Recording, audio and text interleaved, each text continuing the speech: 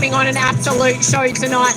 But this one will be one to watch. There's no doubt about it. That is your key matchups. But I want to hear about your bold predictions. You better make it bold, Damon. My bold prediction is Cameron Oliver will get 25 points and the win. That's all you got. I would have rather, let's go start with 25 minutes and we'll work from there from him. But I like it. I think he's going to have a big one. I've gone with Xavier Cooks and Jack White to combine for 30 rebounds. I think they're going to have some massive efforts on the glass, and they can do it either way. 20 and 10, 15 and 15. Jack White had 19. I think Xavier Cooks understands that. They'll split 30 between them. In all seriousness, though, will Cam Oliver be taking it personally tonight? Will he have a chip on his shoulder? He has to. He's a professional, so he's not liking what he's been doing so far. He knows he can do more, and now he's going to step out and show it, hopefully. Happiest person right now is probably Olgun Ulich that Derek Rucker put that on there and Cam Oliver, because now we forgot all about the Kendrick Davis one. Into the next nap. I love the fact that the players are all interacting. We heard your tips before, but one more time, who are you going for tonight?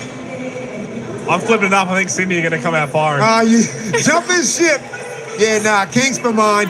Stick to your guns, Hools. Don't go anywhere because we've got live action coming up shortly. Lee Montagna leading the way for our coverage. Sydney Kings up against Melbourne United. Dean Vickerman hoping to make it 3 wins in a row in the Hungry Jacks NBL. It is a Sunday afternoon destroyation. A 43-point win for Melbourne. One of their biggest in franchise history. All smiles for Melbourne United. They'll be back on their home floor on Thursday night. They host the Sydney Kings. I think there's frustration now within the group. Our group's really hurt. A team as stacked. A team coached by Brian Goorjian going 0-2 this weekend. Gee, this Sydney Kings team, it's hard to trust them right now. The Sydney Kings, they lost their last 2, Melbourne won their last 2. They lose 2 games on the road that they shouldn't be losing. They're struggling. The Sydney Kings are struggling. It's big anytime these two get together, but this game has become massive.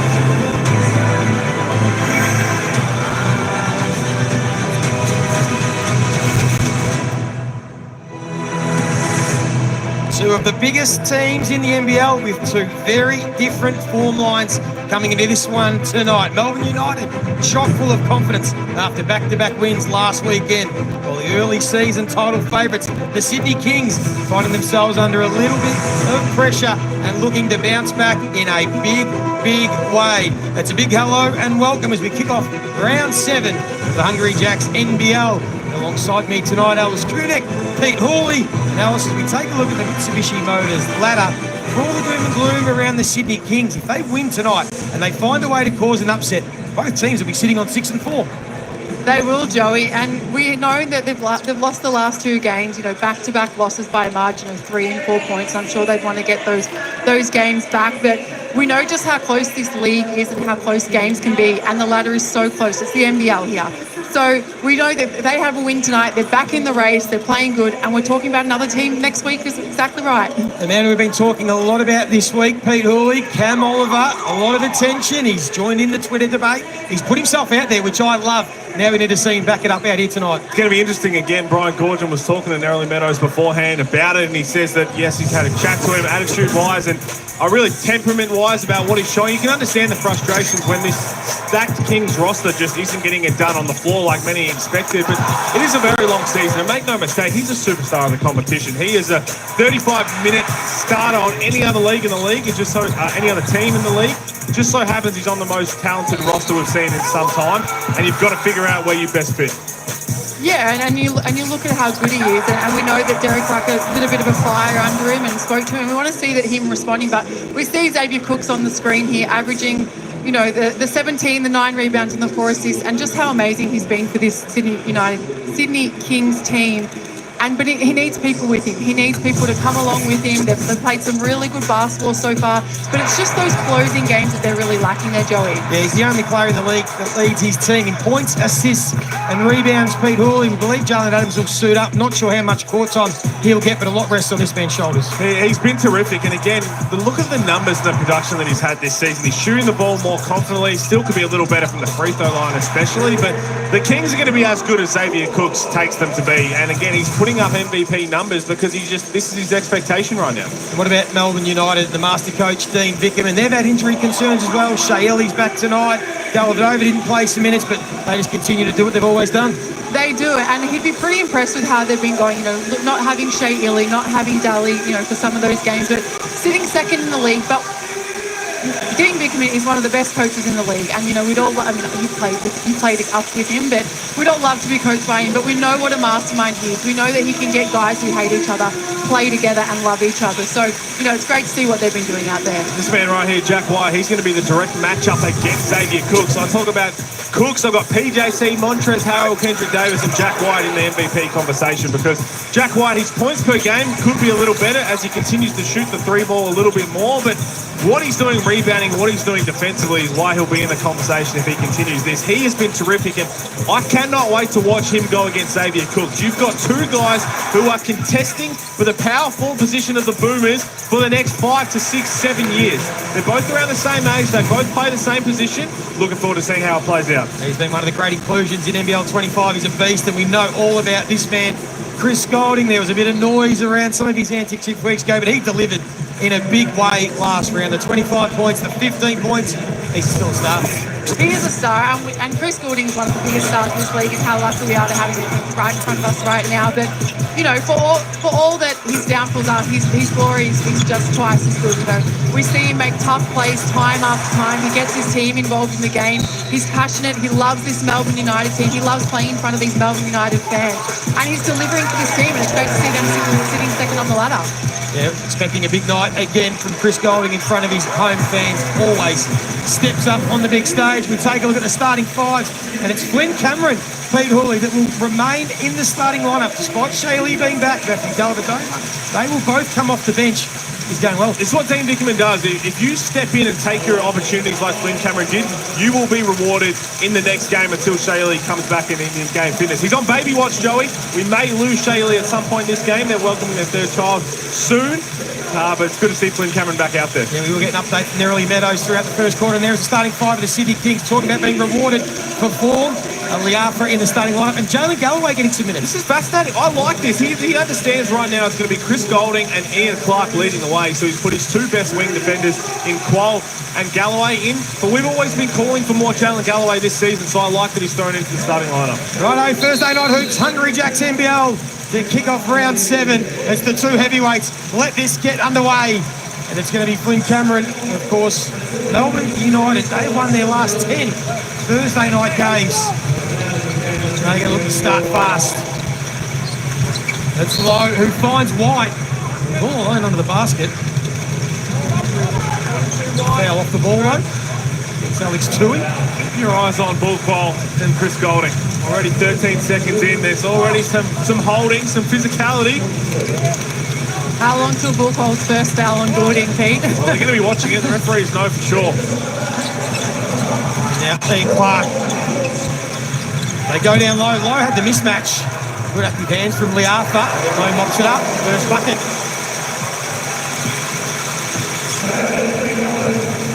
Like you said, Jalen Adams, we believe, may suit up. Not sure if he's going to get any minutes. And Isaiah Liafa, one of the best games of his career last week. Really the only point on offense for them. Plays facilitator, and that'll do the confidence the world of good for Bull Qual. Just averaging 6.5 points a game this year, Bull Qual. Lowest of his career. He's low. He's been struggling a bit from the three-point range this year. Just over 20%. You want to get that back up. He's a terrific shooter. He's Rob Lowe throughout his career. And there's Bull Qual, 3&D, one of the best 3&D players in the competition. And now here's young Tui. He had a quiet weekend last week. Straight away draws the foul. And that's a mismatch that Sydney Kings can really exploit. If Rob Lowe switches on to him and he's playing on him, I think he matches him, he excels him in his foot speed, so he can really take it at the rim, and it's good to see him get to the foul line early. I don't think Rob Lowe will stay in this lineup right now for very long. I think if they're going to play small, the Sydney Kings have basically got Tui and Cooks playing the 4 and the 5. I'd expect Dean Vickerman to see how this chess game goes, and maybe it's not even Marcus Lee. Maybe they match and put Jack White down to the 5 for a little bit. An opportunity for burgers very early for the kids. No. So just a combined 9 points, 3 of 12 shooting last weekend for Alex Tui after starting the season so well. Here's Cameron. Speaking of form, he has been red hot. His first points of the night. Could this be a long-term thing? Pete, with Flynn Cameron, or do you think it's just temporary? Starting lineup? Yeah. No, I think it's temporary until Shea Illy gets some game conditioning back. I know he only missed a couple. But they're a better team with Shea in the starting lineup. Make no say about that, but I think Flynn Cameron's definitely going to increase his minutes. Golding his first crack. Shea Illy back to that calf injury. He'll come off the bench. Full roster for Melbourne United tonight. Galloway thought about it. Now they'll swing the ball. Tui puts the head down and then goes to Cooks, who's left alone. So he'll take the invite. Now, Melbourne United actually give up the most 3 points in a game, and that just shows that they really want to pack the paint. So we see Melbourne United packing the paint against the Sydney Kings and daring players like Xavier Cooks to shoot that 3 ball. So it's a great defensive strategy. Went for the backdoor play against physical attention of Chris Golding from Bull Qual. Oh, expect that all night. There was both ways on that one though, Joey. Bull Qual was going to be physical. Chris got a little hold of him as well. Ron Gorgian this week spoke about the energy. That's what he wants to see from his side. And Tui looking to be aggressive. And that's that matchup that you spoke about, Pete. You know, we saw Tui just attacking Rob Lowe, just beating him on that foot speed. And it'll be interesting to see if Dean Vickerman really makes that change now. How can they be aggressive on the defensive end, get some stops? That's what they focused on in training this week. Here's Tui, all over Golding. Puts the head down, gets some separation. Helps himself to a couple. Dalton does that with the shot clock winding down, looks up, pretends that he's going to lull you to sleep. They're falling asleep here again. And Cooks with a nice finish. Like that from the Sydney Kings. Taking advantage of poor defensive transition from Melbourne United. Ryan Gorgian barking his side to get up in the face of Melbourne United. As Clark gets it to Lowe, who's patient, takes his time. It's 4 points. Good start to this one. Healthy crowd. Happy Halloween to all those as Tui again gets another 2 and Brian Gorgian wants a timeout. Oh, he's animated there. Gorge.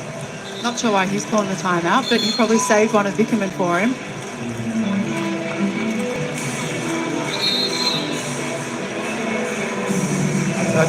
Confusion on the benches there, saying that he correctly called a timeout, Brian Gorgian. Is that correct? So yeah, they're just double checking who was calling the timeout. It was an odd one. They just scored. It was an incorrectly called timeout.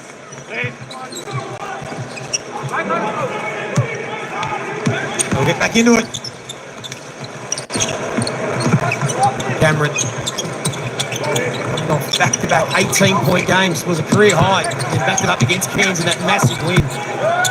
Last weekend as Clark, who's been shooting the ball beautifully, low against 4 Kings, comes up with the offensive rebound. That's a great defensive possession by the Sydney Kings, but they just let up and they let up that offensive rebound, and that's really what they've been struggling with, is just finishing plays and finishing possessions. Defense from Clark, forced the Arthur to give it up. And now Tui, who's been aggressive. He likes the matchup on Lowe. Again goes to work. That was better defense from Rob Lowe. Started with Jack White, moving his feet to stay in front of Xavier Cooks. Exceptional team defense. They're the best defensive team in the competition. That's why. Oh, I got a hand on that ball. United bench won goal 10. Should have had it. Yumps will let him play, and then Ian Clark happy to give up the foul. Oh, here's the chess game we talked about. I didn't think it would be Marcus Lee who comes in. Let's have another look at this. Was there a goaltend in this from Ian Clark? Ball's bouncing off, but it still should have been. Now we get a timeout. Tangerine timeout called this time by Brian Gorgian. And he did speak to Nerily Meadows pre-game just about whether he's starting to feel the pressure. A bit of heat, a bit of pressure. How are you doing at the moment?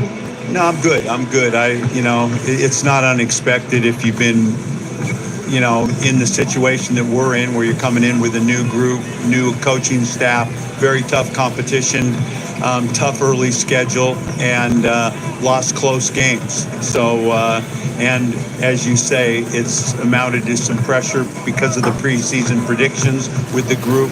But as far as within our group, it's what we're trying to do is stack together good days. And in my mindset right now, really strong about coaching and keeping talking to the staff about that. Just keep doing it and keep coaching hard. Very pragmatic response there from Brian Gorgic. He's right, Pete. I mean, really, the pressure's on because of the expectations pre-season. But as we mentioned off the top, if they win this game tonight, them and Melbourne United are both 6 and 4. Yet we're talking about them in very different lights. Yeah, they're magnified losses regardless, right, because of their talented roster. But they lose to a priceless Perth in Perth and then lose to a New Zealand team that was missing some key guys as well. But we've already seen some changes. There's a different starting lineup. Now we have Cam Oliver into the game. Jalen Adams checks into the game for the first time, throwing some different looks. Well, Jalen Adams will check in. There was some talk about his back injury and when we would see him and how many minutes he'll play. He's in early. There's Liafa with a step back. Can't finish. Nerily Meadows, you're listening in to Brian Gorgian. I can tell you he was very relaxed and affable pre-game, not so in that timeout. You heard him earlier. He's really frustrated with getting that switch right, but also just very vocal, and his face went bright red as that Hungry Jacks logo. Thank you, Nez. Cole Bowen checks into the game number 50 to him. And Ross Lee, the turnaround, and then Shea Hilly just had his arm yanked at. Yeah, Paul Maybury saw it. That's it. That's 3 in a row. That's the warning. I don't have the angle. Paul's got it. That's the warning. Yeah, you see it perfectly on the replay right there. Nico Fernandez just telling Dean Bickerman, one, he gave him a warning, but also said he didn't have the angle.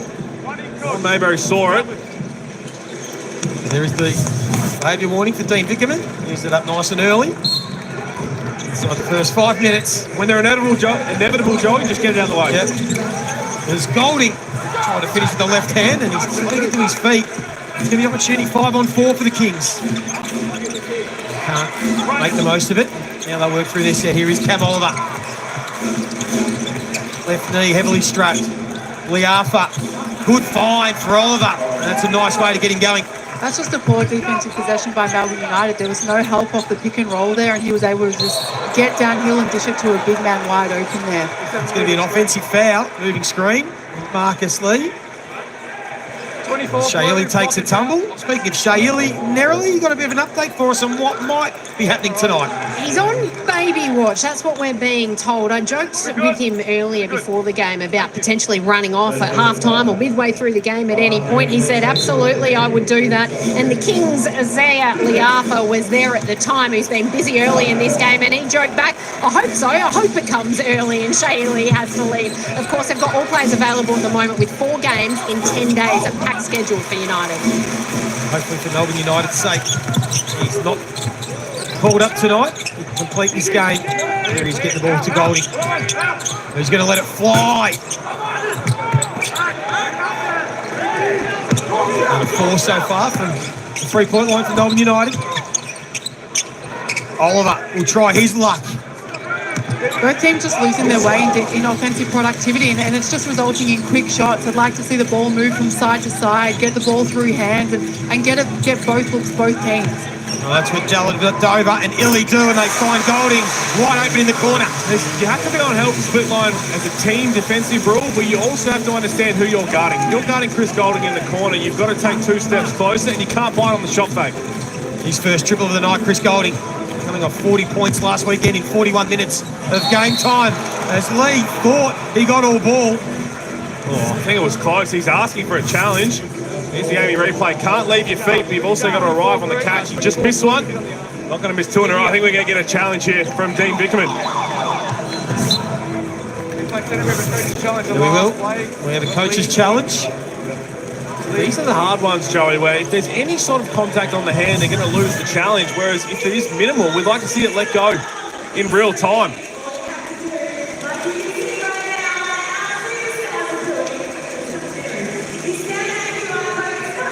Slightly late whistle. So the issue is here now, the rules have changed, right? Last year, if you could challenge the specific rule on the floor, which is a hands foul here. Now, they look at the whole play as it is happening. If that left hand is deemed to be the foul on the push, I know it's not the specific foul, but this year, this will be an unsuccessful challenge, I believe, if they think that left hand is enough of a foul.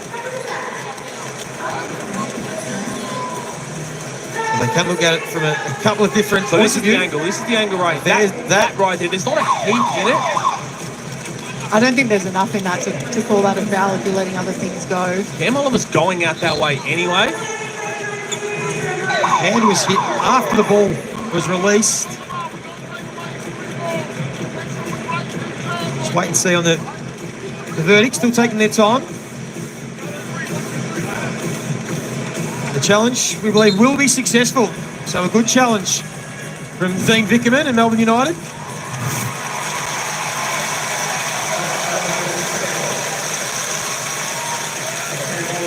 Let's get the Scott Butler to talk us through the call. Scott, welcome. Hey guys, how you all doing?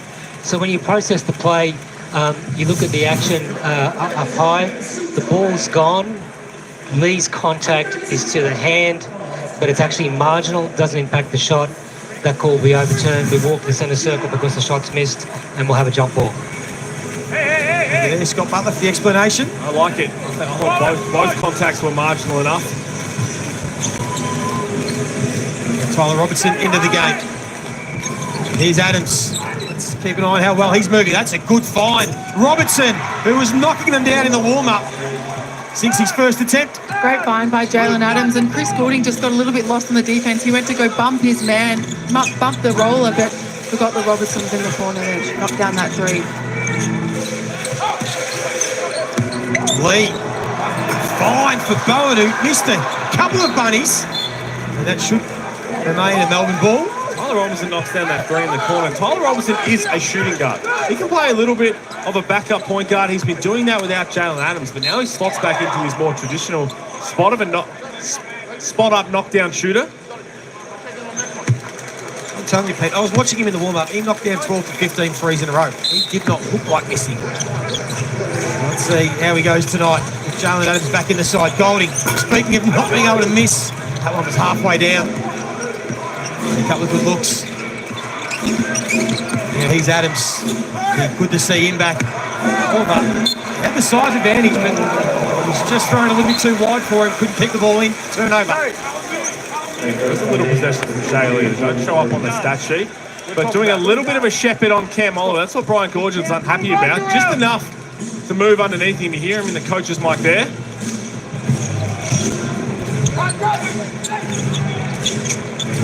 Here he's held it over. Led the league in assists last season. That's a good find for White, who's been white hot from the three-point line.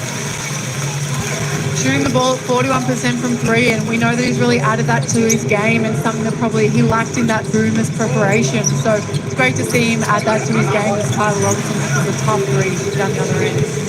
White was 4 from 4 from long range against the tight ends. And again, Dover with the lob for Lee, couldn't quite finish.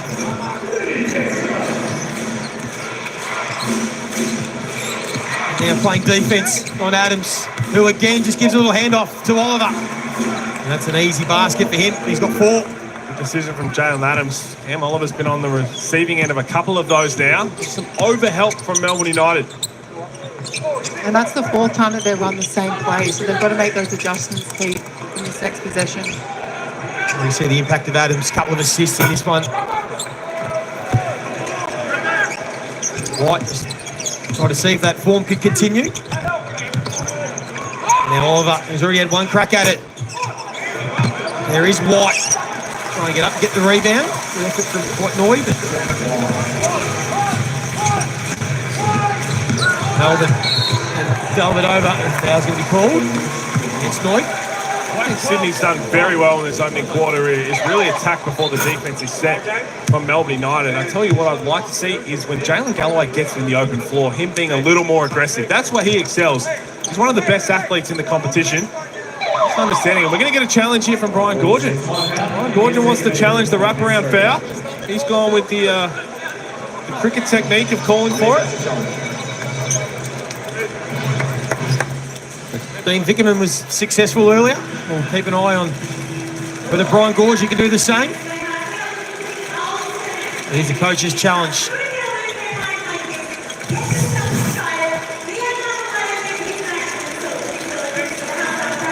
Take a look at the Amy replay.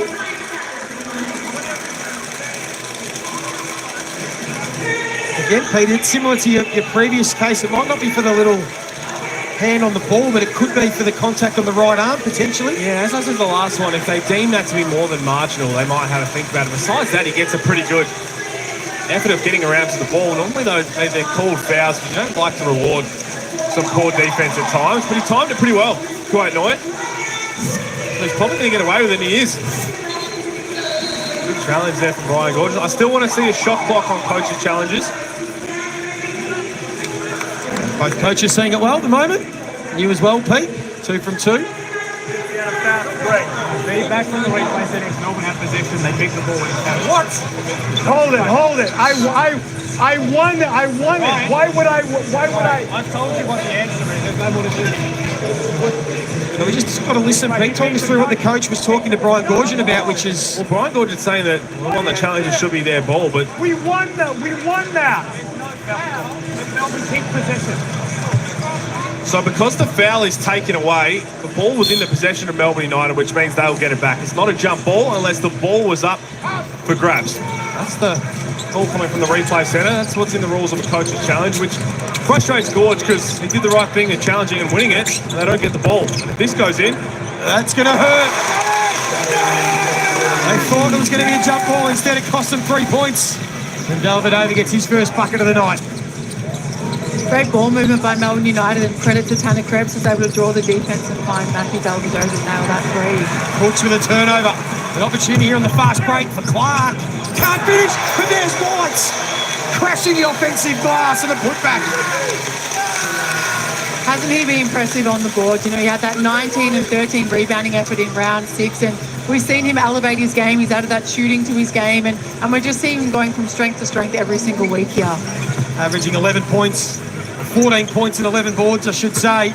There's Galloway who responds at the other end. strokes look good so far this season, Jalen Galloway, and I like that we're getting more first quarter minutes. Hopefully this means that he's going to be a solid spot in this rotation going forward. Delvedova control the ball. Final possession of this opening quarter. Big crowd, John Cain Arena. Between two of the big sides, Delvedova couldn't finish. Oliver, good rebound. And the Hail Mary from Adams will see us out.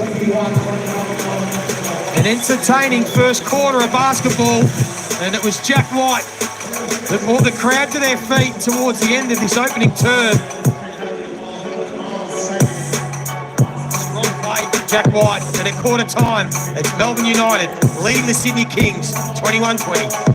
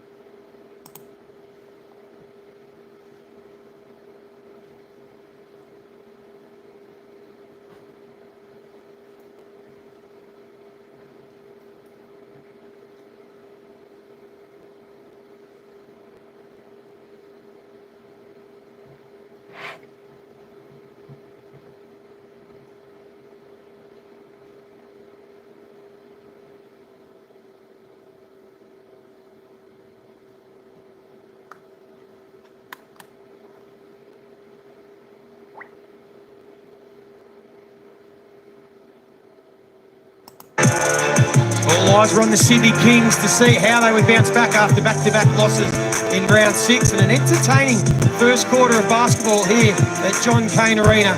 Let's see Melbourne United with just a 1-point lead going into the second quarter. Alice Koenig, Pete Hooley, what did you make of the first quarter? Big issue right now for the Sydney Kings. 5 O-boards. 5 offensive rebounds for Melbourne United in the opening 10 minutes. They gave up 27 to Perth last Friday, and they ended up losing that game. They've got to control the glass. Here is Liafa.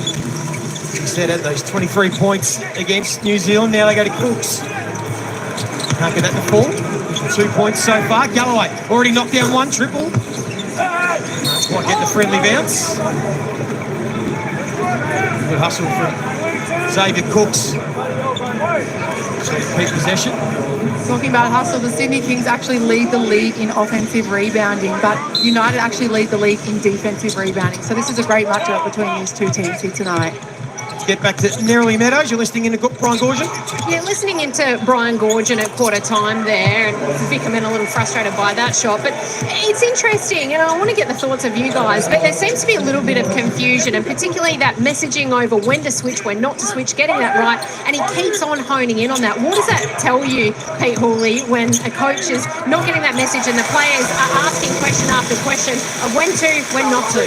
I think what it now is it's a different rotation than we've seen once again. So that's where the confusion lies from the players' point of view. Where you're talking about switching, maybe it's been different in the first 6 rounds. And I've got playing with Jalen Galloway. I haven't played with Jalen Galloway much this year. So everyone's looking at each other thinking, where exactly do you want that answer?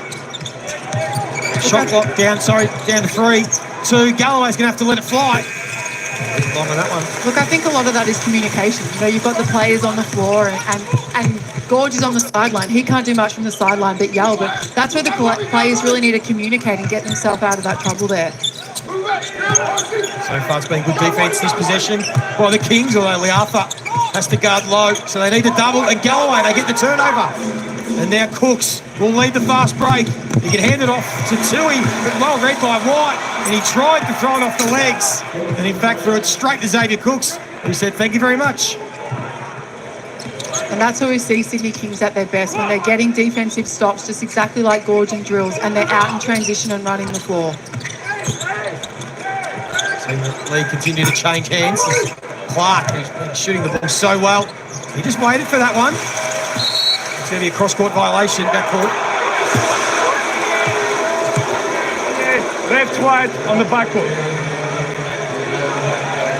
Bit of a delayed call, but Hernandez is explaining it there. We talk about rotations. This is a key thing to take out right now and watch. Kelly Lepepe has not hit the floor. He was their starting centre so far this season, and they've changed things around right now. They're trying to get some different looks. They're playing small ball with that starting unit with Xavier Cooks and Alex Tui, and he's yet to hit the floor. What do you make of that?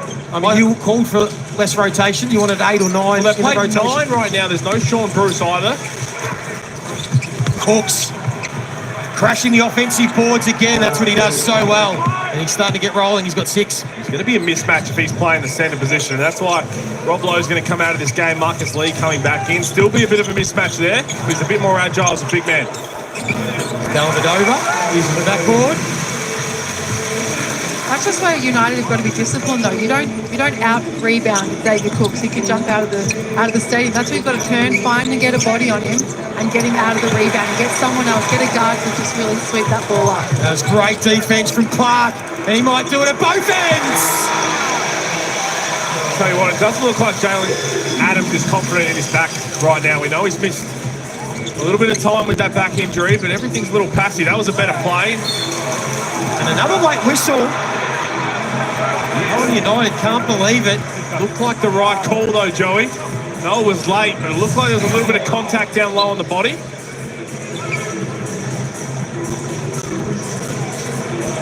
On Rob Lowe. That's going to be his 3rd foul. Didn't look like anything in that angle, but from where we were sitting. Now, going back to what you were talking about, Pete, with Jalen Adams, we did hear that he wasn't going to come back into the rotation for a couple of weeks. He's playing tonight.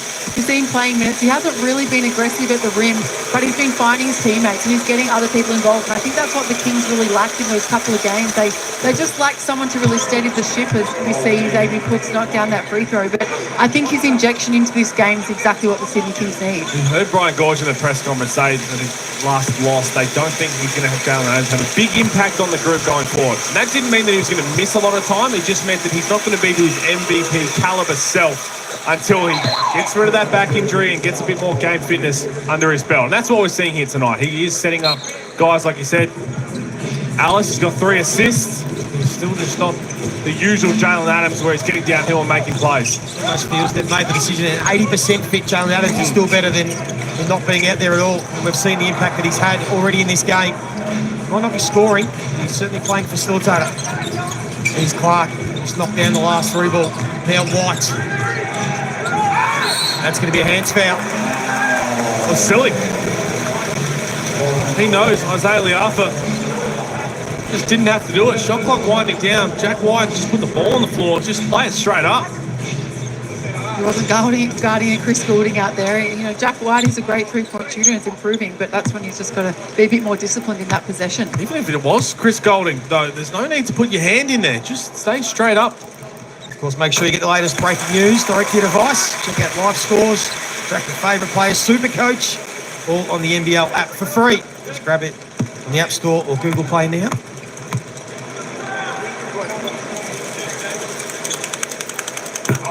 Jack White misses the free throw.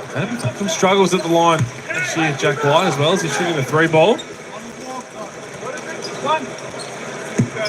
Field goal percentage almost 50%. He's shooting the 3 ball at 40%, but only about 60% from the free throw line. Just both long. He stays on 6, which is equal with Rob Lowe, most for Melbourne United. Xavier Cooks leading everyone with 8. They start to attack the offensive boards of Kingston. Couldn't take possession. Now White shows off his handles, puts the head down, couldn't finish. Lee did enough, and then Illy misses the bunny, and now White, he won't miss this time. That's 3 offensive rebounds that the Sydney Kings have just given up, and that's really, you know, they've got 7 offensive rebounds in the game, and with the game so close, that's when you can't be giving up those offensive rebounds. You've got to stay disciplined. I would have thought about calling a timeout there if I was Gorge. Just got guys standing around watching. 8 offensive rebounds now for Melbourne United, leading that count 18-12. They do lose the rebound count. Melbourne United, they do lose the game. They've lost their last 6 games. They've lost the rebound count. Take a look at the Amy replay. Alice, exactly what you was talking about.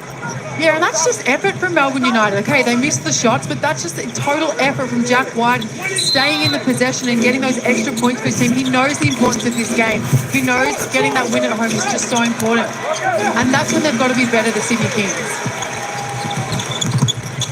Clark pulls it out, and that is why he has been dynamite from long range. No timeout after the lack of effort on the defensive glass. Oh, that's just look a little lost right now, the Kings. And now trail by 6 after exchanging leads, and again Adams with a little handoff to Oliver. That's what he is doing very well, coming off that high on ball and making some smart decisions. Now, it seems that Melbourne United are just honestly staying with their mans and just letting them win that 2-man game. And that just seems like they're just keeping that as Bowen goes up for that 3 and nails that 3. But it just seems like Melbourne United are risking that just to get that 2-man game without getting other people involved. And they're trying to see how long Jalen Adams can go in this game for. They start to get that 3 ball to fall now, United. That's now 6 for the game.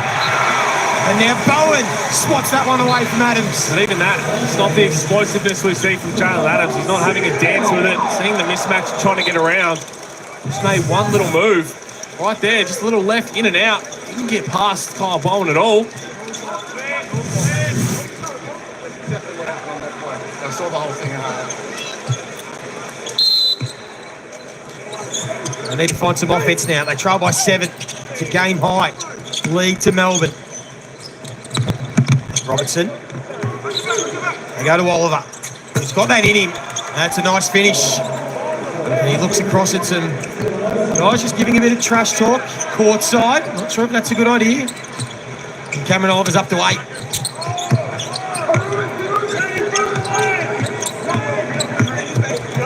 Hildy thought he was fouled and the whistle was blown.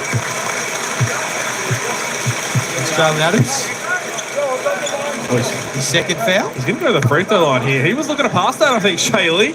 It just slipped out and ended up hitting the backboard, so he might get a little lucky here. Shaylee, before that calf injury, was having a career best year. Career highs in points, assists, rebounds, and 3-point percentage. Said maybe baby number 3 due any time now. One with his 2 daughters. We wish him well. He knocks down the first. Could be any minute. Joey, fighting for the Hilly family. That's not. I like got an Apple Watch on that wrist, by the way. I've been told on good authority he has a Garmin watch tan that he's covering up. Just doing some sponsorship there, Pete. And Cooks is going to turn that ball over. He couldn't find Adams.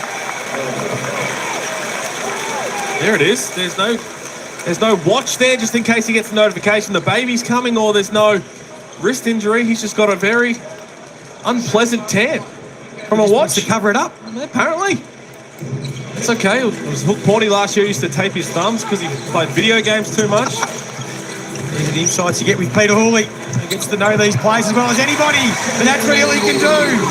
Gets to the basket, helps himself to 2. The Tangerine timeout. It's a game high 8-point lead to Melbourne United. And the Sydney Kings just look a little bit out of sorts on the offensive end and even on the defensive end now. You see Xavier Cook speaking to Jalen Galloway on the bench there. They just seem like they just can't get together on the same page. And I'm sure that Brian Gorgia will be giving them a big spiel at this timeout. We'll take a look at the Reebok influencer seats. There's some familiar faces. Beefy, Fev and Nick from Fox FM, and they're here for a special pause tonight. They're here for the Underdogs, which are a team of kids who've either been excluded or left out or bullying in their basketball teams or at school. And they've brought them together for a very special moment where they will take the court. And they are dedicated to overcoming challenges. They'll have a special moment at halftime. They'll get to run out. They've already met the players. It's a wonderful cause. And we'll chat to Fev during the third quarter to see how it all went. A great opportunity for some young kids that have been doing it tough. It's awesome. It's an emotional night. You can hear in the pre-game as well. But even when they're talking the quarter-time break, we got to hear it. The emotion from those 3 especially are putting it all together. But you see the smiles on the kids' faces. A chance to rub shoulders with some of the best basketballers going around. And then they get their own opportunity as well. It's a fantastic initiative. It's awesome to see. Yeah, full credit to Phoebe, Bev and Nick and putting together this for these kids. And just to see, like you said, Pete, the smile on these kids' faces. And you just don't know how important it is for these kids and what it really uplifts them and brings them, just so much joy into their lives. So absolutely incredible thing tonight here. Get back to Nerily Meadows. You're listening in to Brian Gorgian. We've seen frustration, Joey, confusion, and now we've seen Brian Gorgian calling for calm. He said to his troops these minutes are really important to stay in the game. We need to gel and stay together to finish this half. They've just started to slip away from them late in the half, so they need to finish strong. They don't want to blow out the double digits. Liafa's pass was a bit too sharp for Cooks, but a deflection off Lee. We'll see the Kings retain possession. Well, keep an eye on this last 3.5 minutes because it just looked like after that block on Kyle Bowen on Jalen Adams, it looked like United made an emphasis to go at him on the other end, knowing he's not 100%, and will he be willing to defend? Shot clock's down to 4. 2 he needs to get to his move. He did, couldn't quite finish. It's not a mismatch against Flynn Cameron. That was a tough basket, mate. Billy will settle it down. United will run through their set. And off to Golding. That's a 5. He's a bit strong on that. He's 1 of 4 now. The 3-point line, here's Adams. And looking to dish off at every opportunity. He wants him to come. And we've got a mismatch down low with Oliver and Shea Illy, and that's when they've really got to recognise that mismatch and get the ball inside. He's still got that mismatch. They didn't want to get it to Oliver. It's great defence from United. So Oliver's forced to let a long 3-point attempt go. Another miss, and then Cameron puts the head down. Draws the foul. He's spot on, Alice, but I tell you what, everybody in the country saw that mismatch, so the Melbourne United were just expecting it, and you could see Isaiah Arthur was just telegraphed, trying to get the ball, and again, credit Shea Illy. There's no mismatch there as well. Shea Illy just pushed him out. He nearly caught it at the three-point line, but Glenn Cameron, you talking about playing with confidence, just regathered himself. It wasn't a heap in there, but Isaiah Arthur didn't complain about it. 24-year-old getting an extended run at it. Always had the talent, getting some opportunity with some injuries with more established guards. Incredible story, and you think about how hard he would make the likes of Delhi, Ian Clark, Shea Illy work at practice. Because right now, when it comes down to their best starting five and the way to finish a game, he wouldn't be in it because of what Jelly's done in his career, especially in the last couple of seasons, what CG's done, what Shea Illy's done. So he's making them earn their starting spot right now. Making the most of his minutes. Here's Delvedova. Oliver. Good find. Two, he needs to knock this down, and he does. Good ball movement.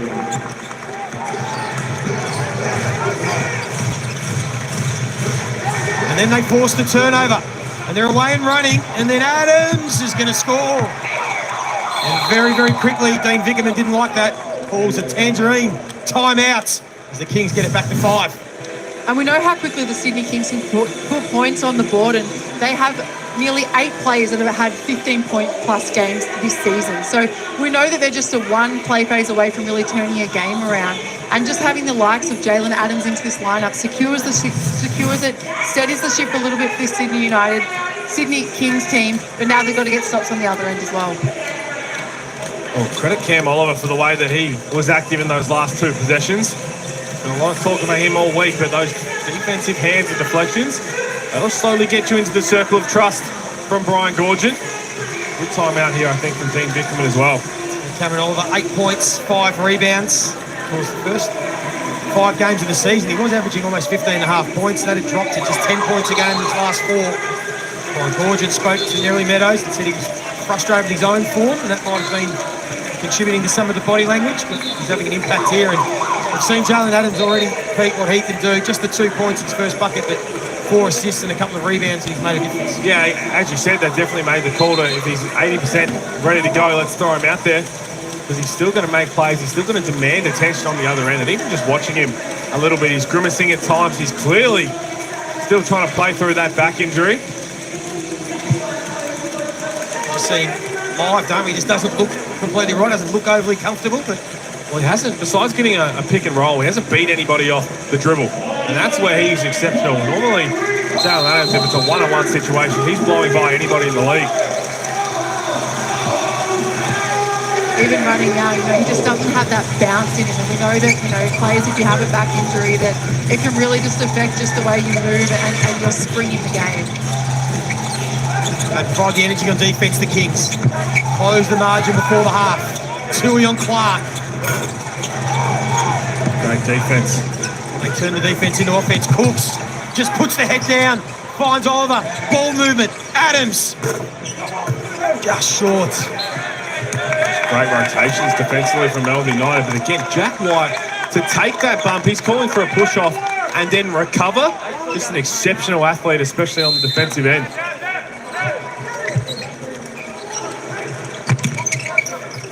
Adams again. Missed the last and knocks down that triple. So now he's starting to get the points. He's got 5 to go with his 4 assists. Valuable minutes for their superstar. And they get it back to 2.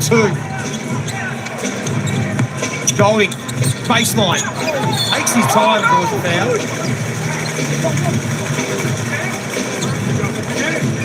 And we know it wouldn't take long for Jalen Adams to get himself really in that game, and it was a great possession there, and he's just got to keep shooting the ball with confidence. And he's missed a lot of basketball in the last couple of weeks, so it's just going to take him some time to get back. And even if he's not at full capacity, it's just going to give him a little bit of time, but unlucky to get that foul on the other end.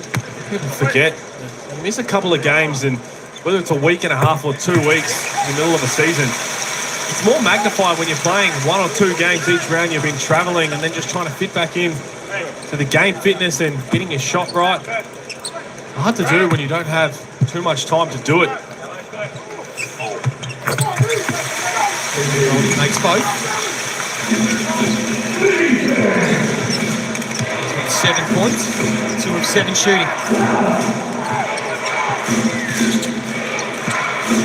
Liafa gives up the ball, and now Cooks does the same thing. This is good ball movement. And Liafa, who was striking them beautifully last week, knocks down the triple, and they're back within 1. Great ball movement by the Sydney Kings. They move it from side to side. They draw the defense, and Liafa was able to continue with great shooting form. Inside the final 50 seconds. Golding. White wants to give it back. Shot clock down to 4. Golding. Try to draw the foul again. He does. Block. Xavier Cooks.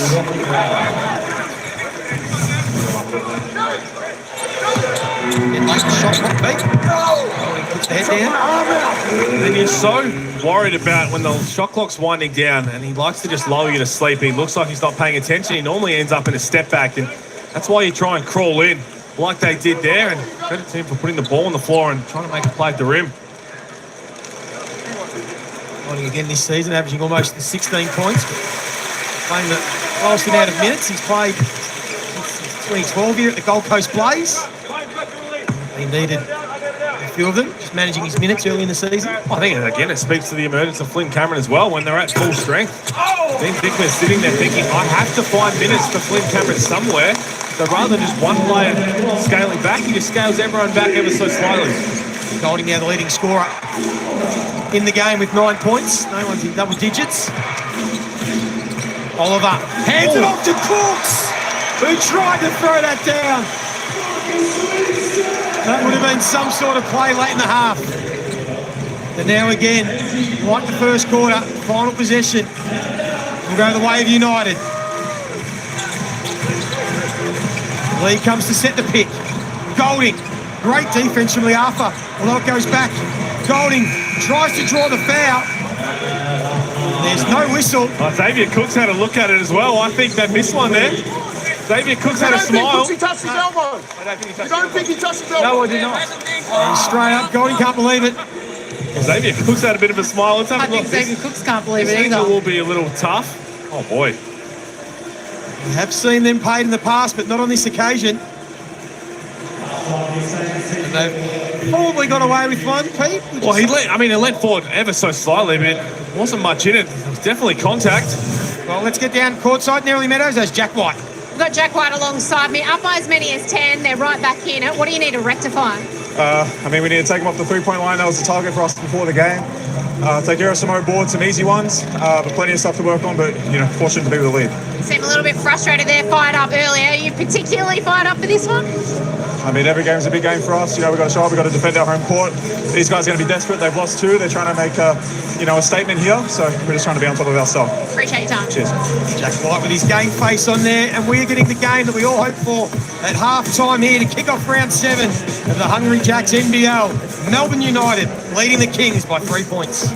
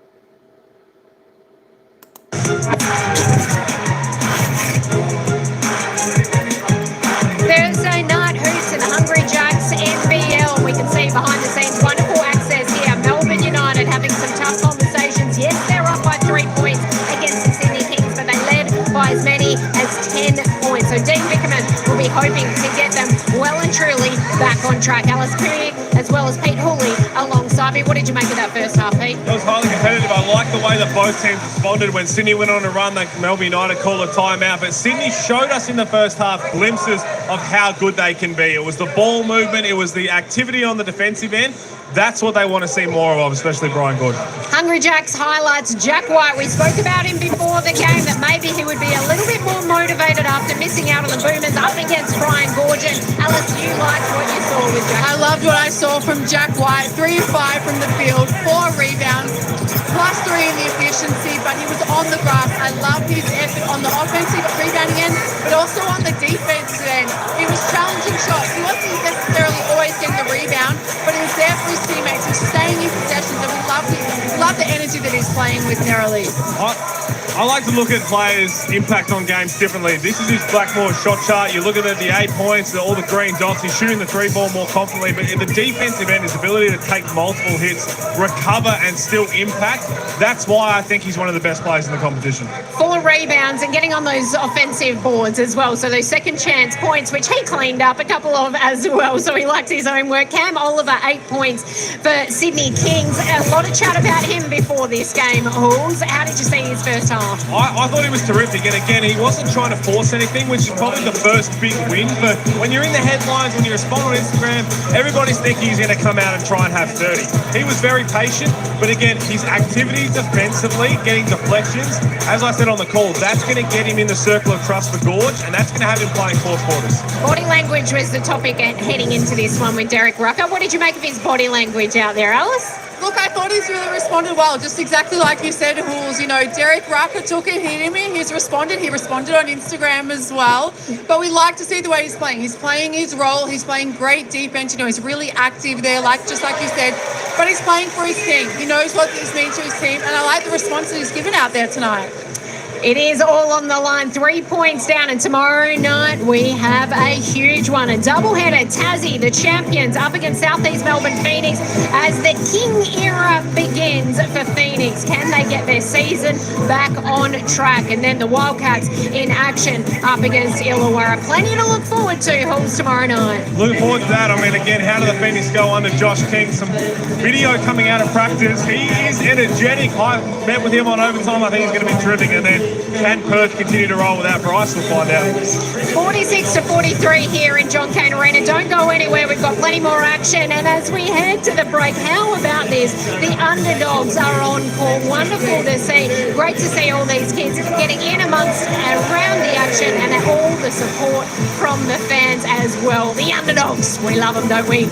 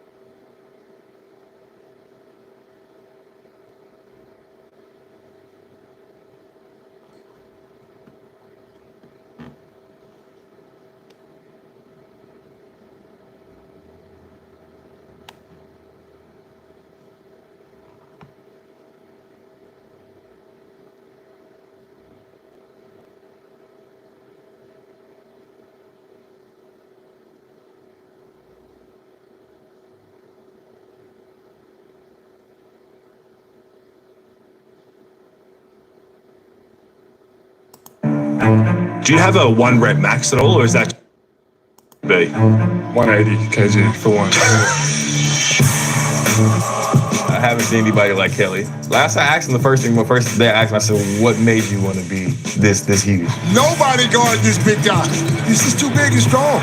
He is an offensive rebounding beast. Growing up, I don't know, I was a bit of a big boy and tough boy, and I don't take no shit or nothing like that. Lepepe keeps it alive. Kelly underneath is just too strong. I don't really feel like people are stronger than me, to be honest, because they're not. I like to be honest,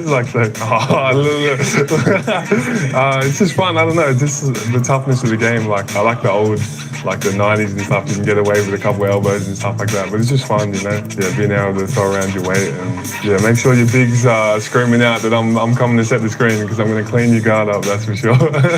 It's great to have him, man, because we need that sort of a brute, kind of like a barbarian in me or something, man. He has the mantle as the biggest unit in the NBL and also the best mullet in the NBL. Pete Hooley, I was looking forward to seeing him going up and crashing some boards against Jack White, but it has been a story out of this first half. Kelly Lepepe has been starting every single game for the Sydney Kings so far this year, but not in the rotation in the first half. Has not played 1 second on the floor. What have you made of it? I think it's just Brian Goorjian trying to try some different things. They lost 2 games they probably shouldn't have last round, so let's try and see what works. Let's get Cam Oliver going, and I think he's going to have a big say in the rest of the season, whether that's on the floor during games. It definitely will be in practice. You know he's going to be playing hard, but you know you have trust in him if you need him to be out there. Just quickly, did you ever go up to 180 kilos? That was the first time I've been I've been in the gym since I retired. I swear. That was unbelievable. Are you joking? That's the first time I've been in the gym and I was doing an interview. How we've made of it. Alice, how do you think this second half's going to play out? Look, it's a huge game for both teams here tonight. We know Sydney Kings have lost those couple on the back-to-back last weekend, and we know the importance of Melbourne United winning at home. But this is where both teams are really, and like we spoke about Brian Goorjian, he's gone to the people that he trusts. He's trying to find a call. He's shortened the rotations. No Kelly Lepepe, no Sean Bruce so far into this game. So we know he's tightening the rotations and he's trying to find consistency with his team. He knows the moment that he's got right here. He's got to get this team back to winning forward. Well, they're certainly in a position here, the Sydney Kings, to cause an upset. In fact, they've won their last 6 games when they came in to a contest as the underdog. They came in tonight as the heavy underdog, and they're only trailing by 3 points. They have a good record at John Cain Arena. They've won 5 of their last 6 games here. As I said off the top, Melbourne United, they've won their last 10 Thursday night games.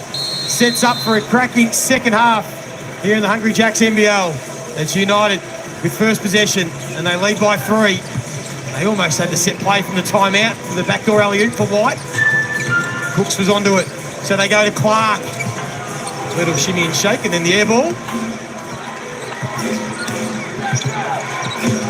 Goorjian's gone with Cooks, Oliver, Tui, Liafa and Vulquol. Different mix to what he started the game with. Mixing it up a bit. I don't mind that because, again, he's still playing out of really 8.5 guys now. Tyler Robinson's only played 6 minutes, but really has shortened the rotation here. Here's Shaeli. And then Tui gets the strip. And in transition, he should be able to finish. Right under the youngster.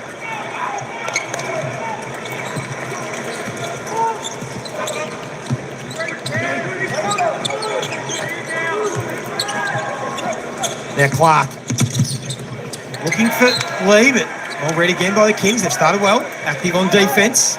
They are really active, and we know Brian Goorjian's team is going to be really active on defence. They actually lead the league in steals, so that comes out of their defensive rotations. They're always moving, they're always active, and we know that Brian Goorjian's going to drill that with his team day in and day out. We've got 3 steals in the first half. All the numbers are very similar. Both teams shooting the same percentage from the 3-point line. Field goals. Second violation. The numbers are really similar, but what's really evident to me is the assists. We've got Sydney Kings with 12 assists and Melbourne United at 6, and both teams average actually pretty much the same amount of assists per game, 17.5 and 17.4. So credit to the Sydney Kings of continually moving the ball and getting others involved. Score here, I think there'll be a timeout. They've come out more locked in than Melbourne. Ball movement has been a feature of the first half. Cooks thought he was fouled. Some heavy contact down low. And now they've got the 3-on-2 break. Clark shooting the lights out. Defense leading to offense. Probably got away with one, but in the end, they just push the pace, and that's what Shaylee does. Pushes the pace at every opportunity. Another turnover coming here from the Sydney Kings. It's their 5th turnover of the game. And that's the importance of Shea Illy in this team. He knows where his shooters are. He's an incredible point guard, and he steadies the ship for this team. He knew where Ian Clark was the minute that he got that ball, and he was looking up for him to nail that three. Also, Ian Clark, the numbers shooting at 50% from the field, 40% from the three-point line, and still 100% from the free throw line. Veteran move there from Shea Illy. Knew Chris Golding wasn't in the right position and just dropped the ball. There he goes to work. Kept it alive. He thought he was found. Now Oliver in transition. Liafa feigned the pass to Qual. Goes himself. Good option. There's 6. Both teams shooting the three ball really well at 41%, so we know that both teams like to get up a lot of threes, and they're shooting at a great percentage. Melbourne already have 7. Shot at least 10, or made at least 10 three-pointers each of their last 6 games. Shot clock's down to 2. Golding's going to have to get this up. He won't get it up in time. And a shot clock violation. Good hustle again from the Kings on the defensive end. Inactive. He's really active. Here's the Amy replay. Azalea after a little pass fake to the corner. Had ball call ready to go. Didn't need him. Knocked it down as the subs come in for United. And we spoke about that activity at the halftime speech is Cam Oliver. He's so active in the defense for his team.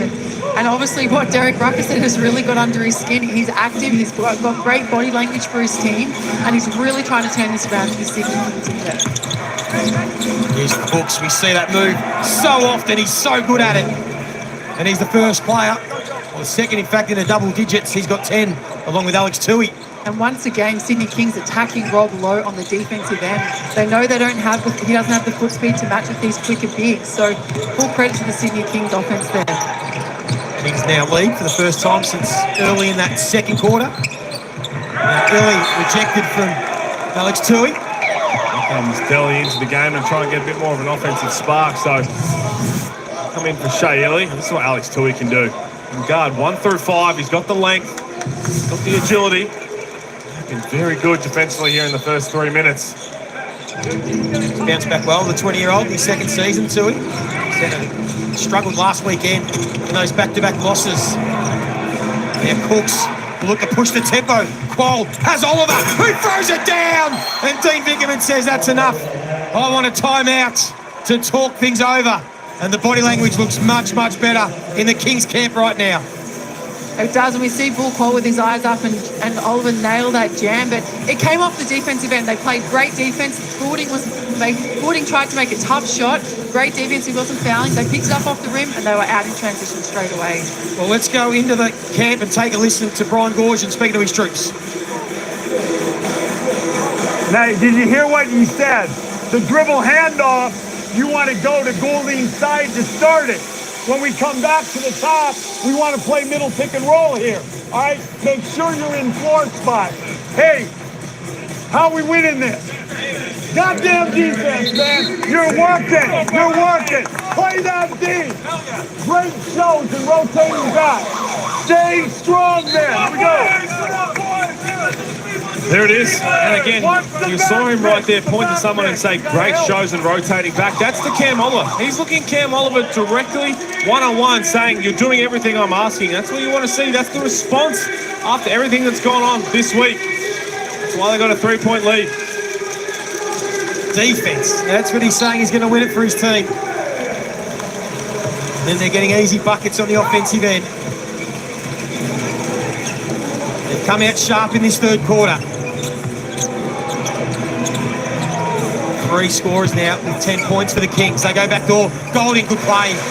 Nice feed from Bowen. They do that really well. They overload the one side, knowing that Bull Cole's going to top lock, not let him use the screen.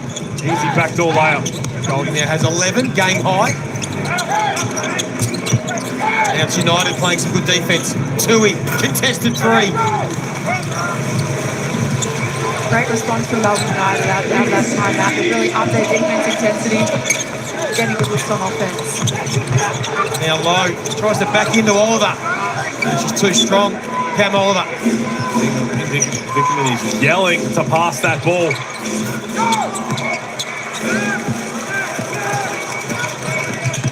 Now Daly, marking instructions. Backs down Adams and then finds Lowe. Instead struggling with the free ball. Couldn't get that to drop. Here's Adams back into the game. Played some important minutes in that first half. You know he's not 100% right. But Cam Oliver's certainly starting to feel it. He's now got 12 points to go with his 9 boards.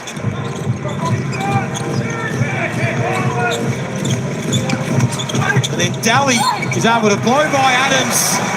Gets the points and a chance for a 3-point play. Good balance from Daly. Know where he was, where he threw that up. Alan Adams again. Saw this in the first half. Unfortunately, Azalea Arthur went down. We saw it make it known on the other end. Okay, Jalen Adams, if you're not 100%, are you willing to shuffle your feet and play defense? Jelly just put his head down and blew past. Ready, guys? 1 minus.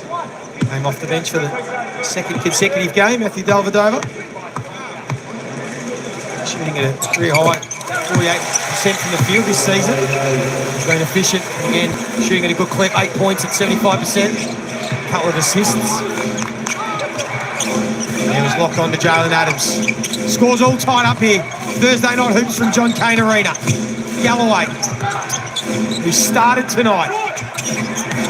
There's that one short, but again, Cooks on the offensive glass. And again, the hustle forced another opportunity for Tui, who again can't make them pay. But Xavier Cooks is getting to work. It's the hustle. A taste of the own medicine to Melbourne United. Xavier Cooks 12 and 4 now, and he just wanted that board more. 1-0 for the Hawks. Full ball, just his second foul so far, getting himself out of foul trouble. So he had a couple of good looks at it. Full credit to Xavier Cooks on that possession. He was active, he was up and about in that offensive rebound. He kept it alive for his team. And that's exactly what the Sydney Kings need in this lineup. But the Melbourne United team, they've got to keep him off the glass. He's done it over now. Who gets the friendly bounce? Wasn't pretty, but it'll work. United retake the lead.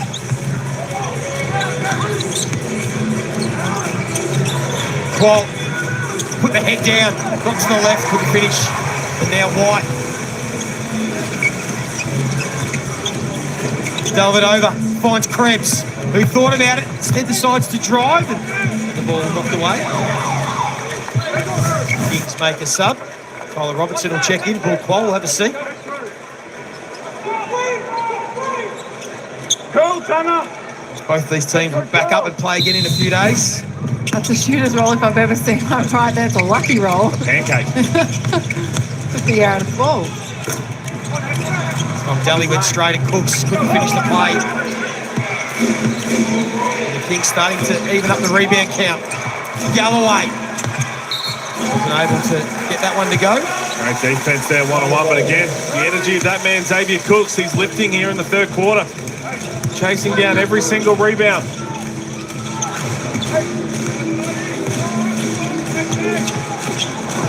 There's Cameron. Lost his footing. Composure to get it to White. And now sees Robertson. Wants to go to work, and that's a great find for Kyle Bowen, who was strong with the finish. Exceptional mover without the ball, Kyle Bowen. He sees opportunities present themselves before they happen. He saw Jack White was going nowhere. So Jack White ran into Flynn Cameron. Have a look at this. It was well guarded by Tyler Robertson. Kicked him out. Xavier Cooks turned his head. Kyle Bowen's gone.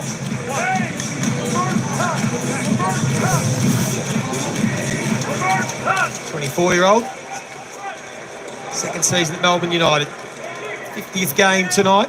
He completes the three-point play. Back out by 4.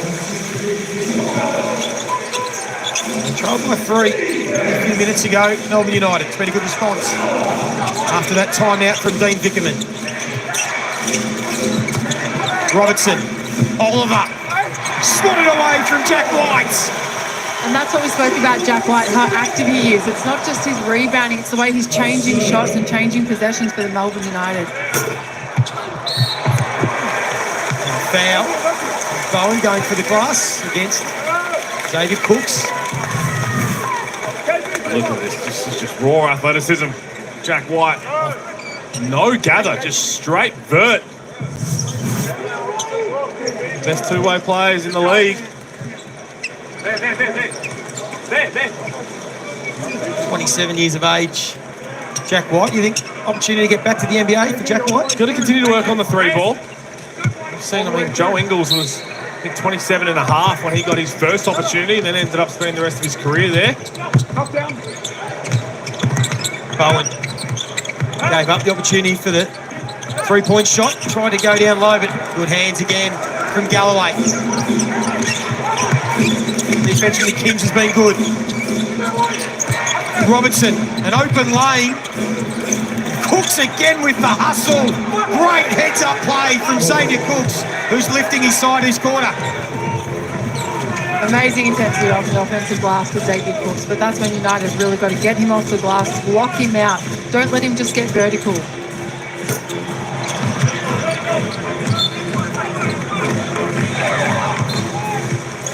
Sydney Ball, subbing for Bowen. Been phenomenal.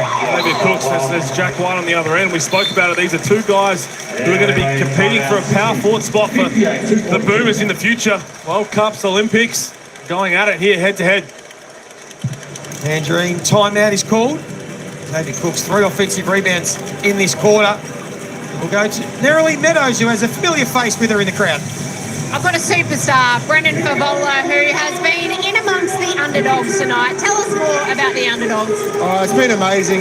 We just came out from down in the sheds, and one of the mums gave a speech and said that she's never seen her son Sam light up the way he did on the basketball court tonight.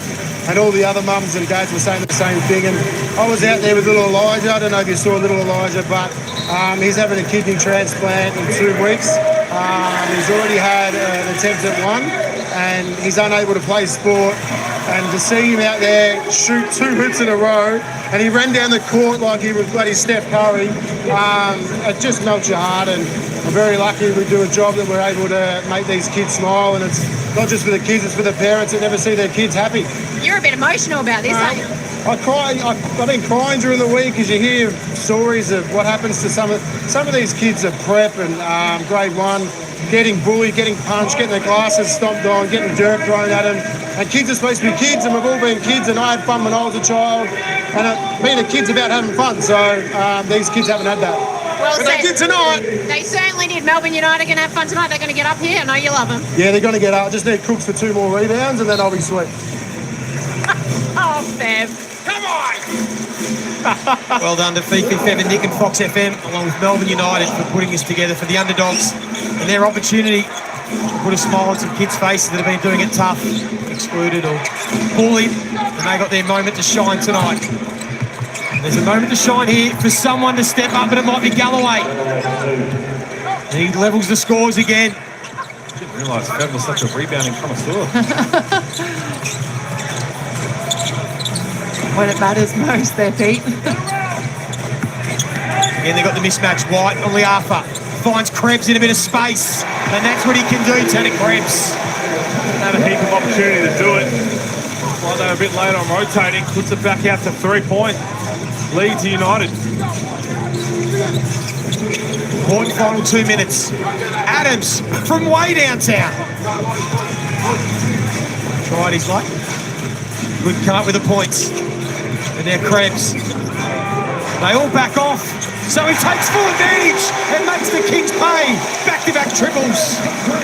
Well, a defensive breakdown by the Sydney Kings, but full credit to Tanner Krebs. They're knocking down that second three. That's going to be great, keeping him in the game as Jalen Adams goes down the other end. I'll tell you what, Alice. Right after that second three from Krebs, Goldie turned to the bench to sit down. Looks like he's coming in for him, but the coaching staff said, no, you've got to get in there. This might change it. There was the heat check. Would have loved to see that one go down for him, Pete. I have to leave him on the floor if he knocks that one down. Would have lifted the roof off here at John Cain Arena. Let's put the whistle away. And then Adams, it was halfway down, just not quite his night. with his shot, 1 of 5. And beyond the arc. Krebs, will he try again? Try to get it down to Lee, turnover. Kings have been able to force Melbourne United, the number of turnovers. It's now 9 for Melbourne United. Pretty good in that area. And Kings with that, Cooks, I should say. A little floater. Assist for Jalen Adams. 7 points, 5 assists for Jalen Adams. And Xavier Cooks now 16 points on 7 of 11 shooting, 6 rebounds and a couple of assists. Just run up and down. And it's the intangibles that Xavier Cooks adds to this Sydney Kings team. He never gives up on a possession. He never gives up on an offensive rebound. And we're just seeing the importance of him in this lineup. We saw he was a little bit quiet in that last loss to New Zealand, but we see him up and about. He's providing energy and he's trying to keep his team in this game. And Brian Gorgon spoke about needing more energy. He's really disappointed with their energy and intensity last weekend. Xavier Cooks has certainly brought that. Golding. White with some athleticism, couldn't quite get the handle. Oliver just looked at the clock, saw there was enough time to get a better look for Liafa. And then Oliver, with the offensive glass, couldn't finish. But both these teams have come to play. It's going to set up for an entertaining and important fourth quarter here from John Cain Arena. It's Melbourne United holding on to a 2-point lead.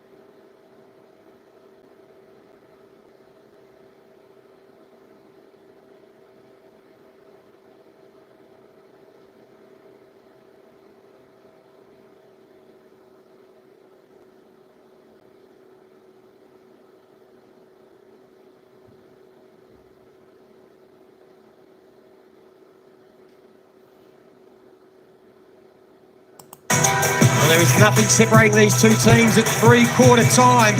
Even Tanner Krebs with his back-to-back triples can't shake the determined Sydney Kings.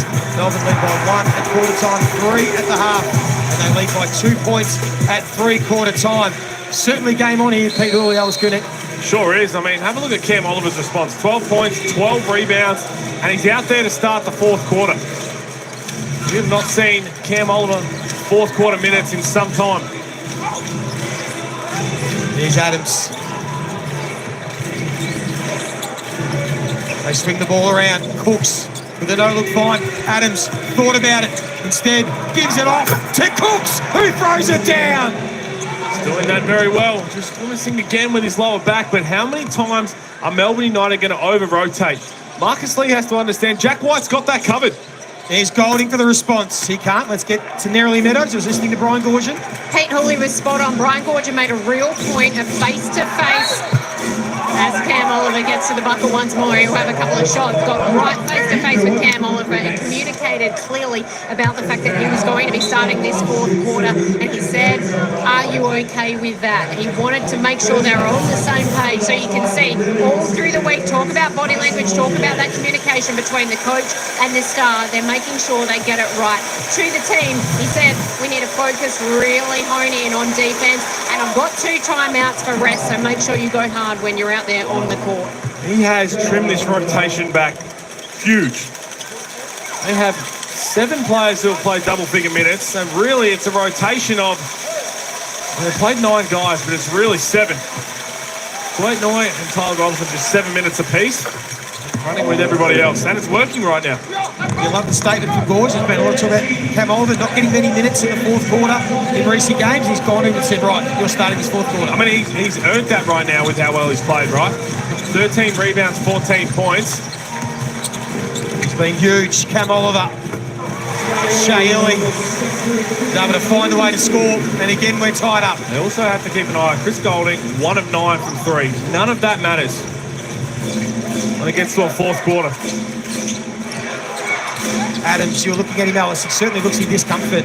He does, and we saw that after he passed that ball to Oliver, he tries to let one go. And he's obviously, it looks like he's about to ask for a sub, but he's grimacing, he's holding his back, he's on his knees, and we hope that he does stay out on the floor because he's keeping this Sydney Kings team alive here. But so we see him right now holding his back. He just doesn't look like he's in any sort of comfort. He's played the 22 minutes, 7 assists, 7 points, and he's trying to stay out there. Although he can't guard White, couldn't finish.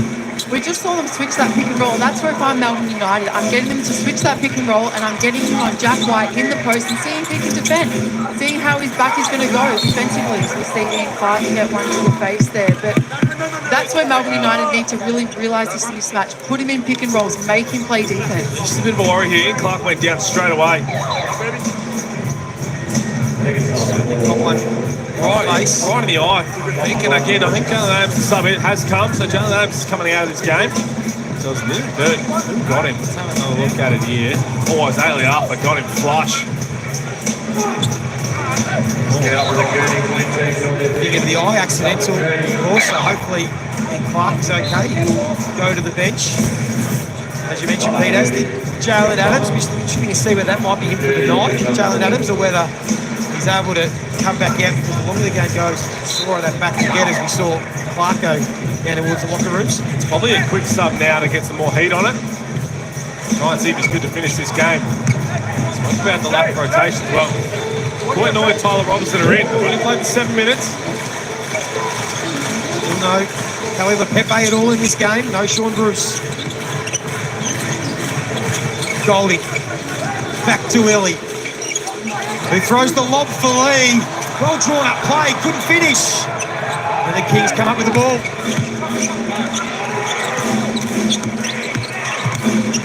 Here is Noy. Again, the little handoff. And Oliver with a statement. How good has he been? He's been amazing. Offensively, defensively, he's been rebounding, and it's the intent that he's played with. And we know that he's always been a great player, but it was just maybe that little bit of body language of him. That really wasn't impressing Brian Gorgie, but great to see this come back from Cam Oliver. Now Cameron puts on some moves with the reverse. That's a tough finish. He relied on here down the stretch when Cameron and Ian Clark can't go. Back with that eye injury. Defense is lifted from United. Oliver just gives it to Noy. Thought he's going to jump out of the building there. Incredibly athletic rebound. Wow. And then he might want to take on Tui one-on-one. He does, but Tui was too good. Responded with the block. Great defense by Tui to stay vertical and stay in that possession right there. And then again, the little handoff from Tui, not quite. Keeping an eye on Jack White as well. After that miss, he kind of grabbed at his hamstring. He's just looking at the bench. He wants a sub now. I don't think it's necessarily hamstring related, just more so he's gassed. But he did quickly clutch at it. It's been physical. And Robertson able to finish on the left. Jack White is gassed right now.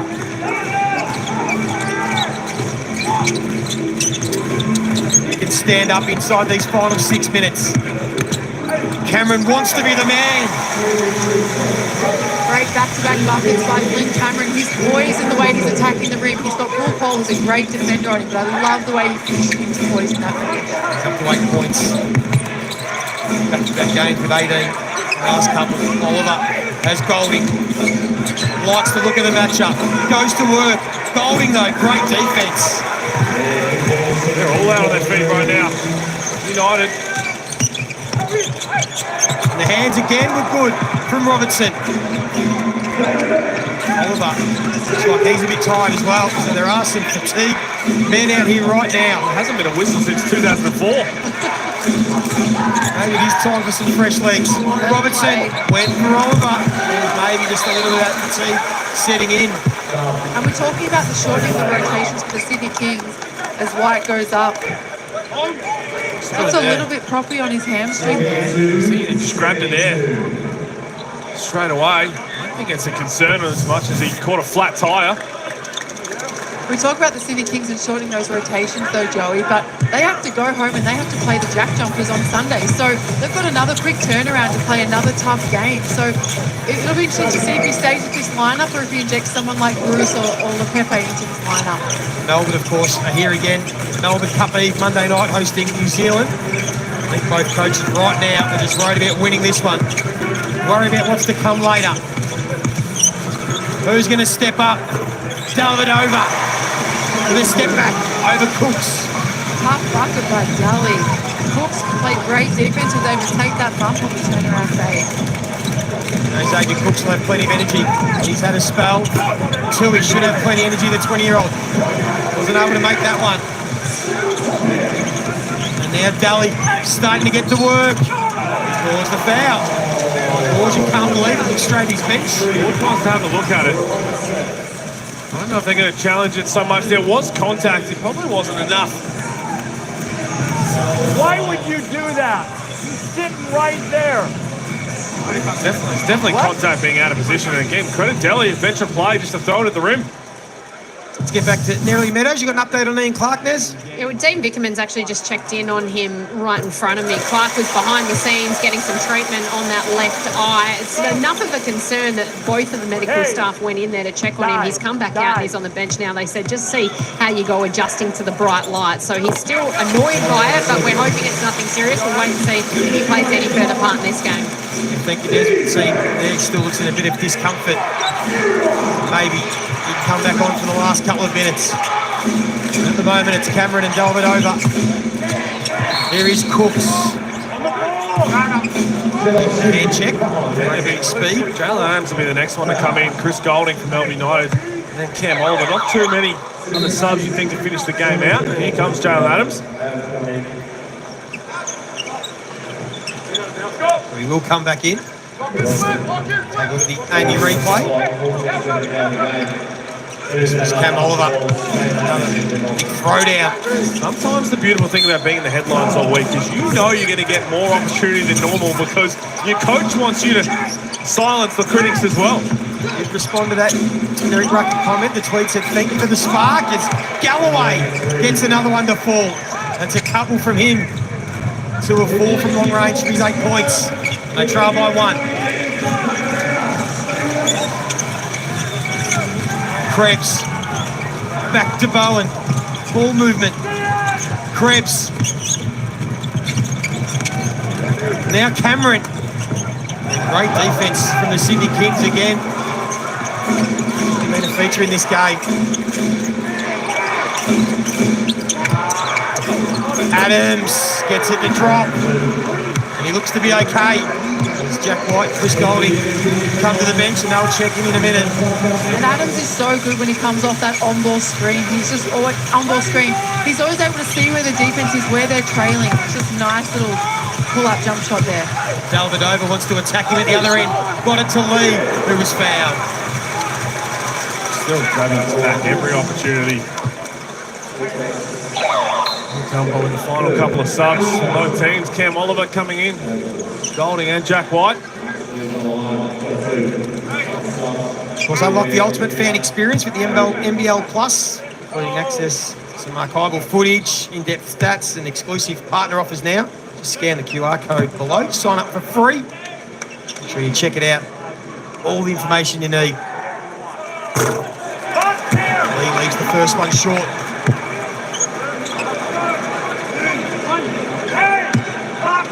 Cooks, all scores 18 points, 6 rebounds, 4 assists. Almost been his season average. Leads the team in points, rebounds, and assists. White checks in for Lee. Oliver. Check back into the game with his 16 points, 15 rebounds. He's been a monster tonight. Needs to finish the job for his Sydney Kings to cause an upset away from home after disappointing losses to Perth and New Zealand.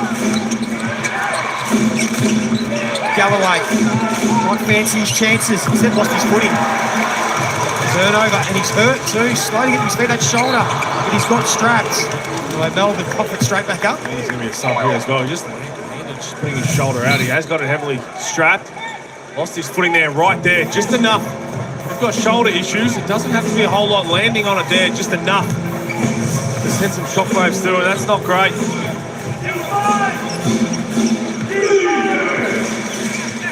It'll be Adams, Oliver, Cooks, Tui and Liafa. Inside the final 3 minutes. Oliver's got the mismatch on Dellavedova. Can he use his size and his strength and his class to finish again? Well defended. It's not a mismatch. I was going to say that's not a mismatch with Dally. Casper Ware was the best guard, big post up I've seen in a long time. Kelly's no slouch either. Now he is trying to post up Jalen Adams. He knows Adams is sore. Cameron not shy in the big moment.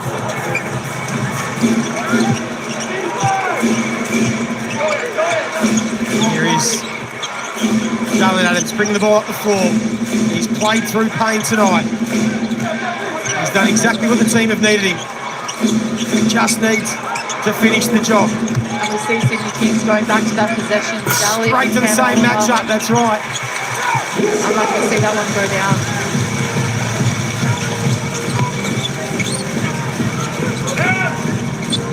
Minute 50 to play. United find themselves trailing. Golding, you said Pete only 1 from 9 didn't matter. He steps up when they need him most. Golding knocks it down, and United lead by 1 with less than 2 minutes to play. Hungry Jack's new Cosmic Range.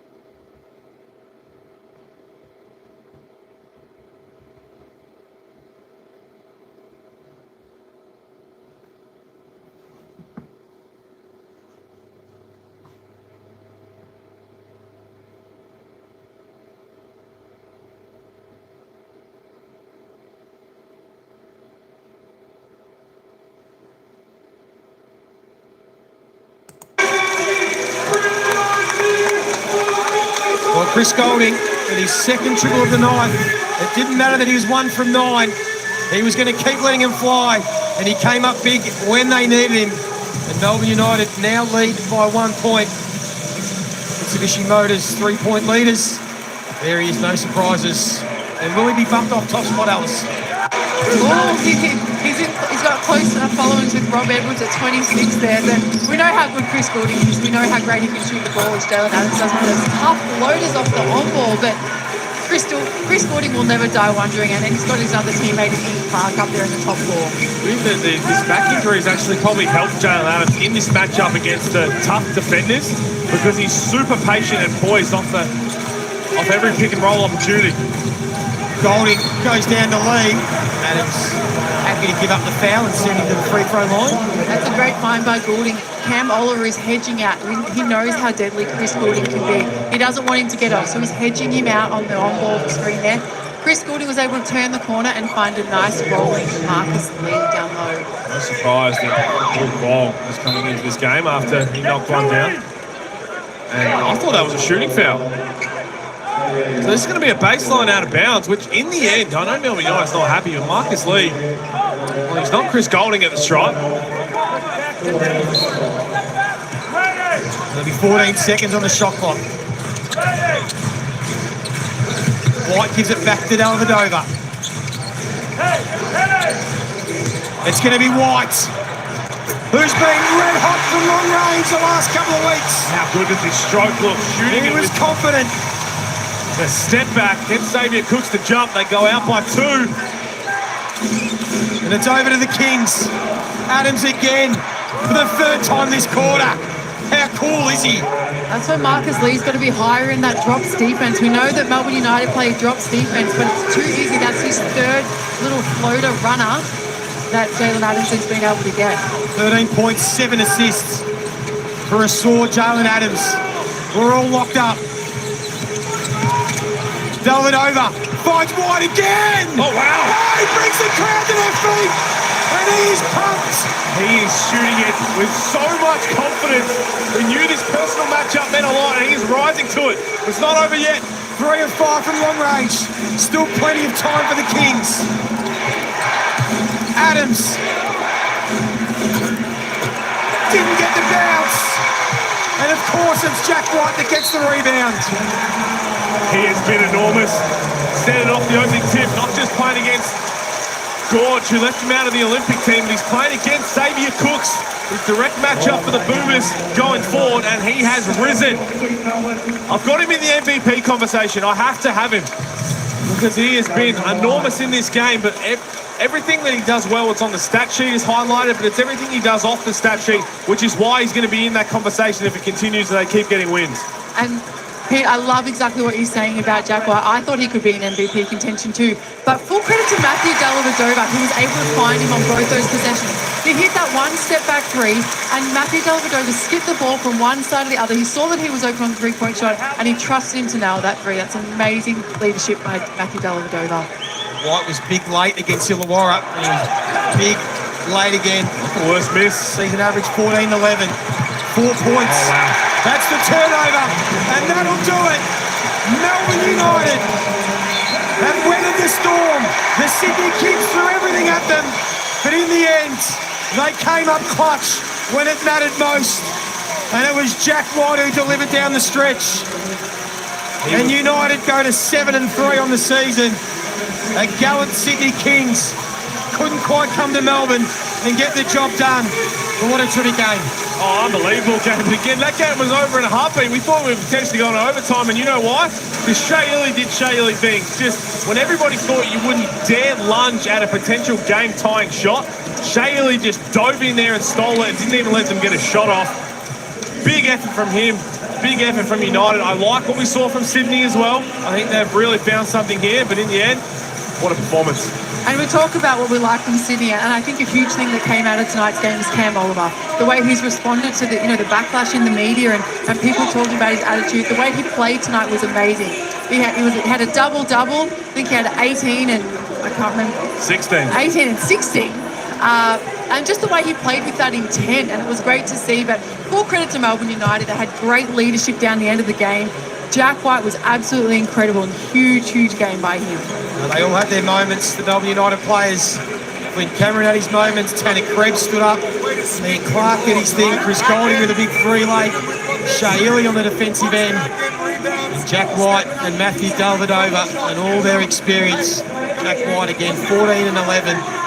Dellavedova led the scoring with 16 points, 5 assists, and Melbourne United in front of their big home crowd notch another win and continue to put the competition on notice. But they are the team that everyone is chasing. And we will go down to Nerily Meadows, who has the star with her courtside.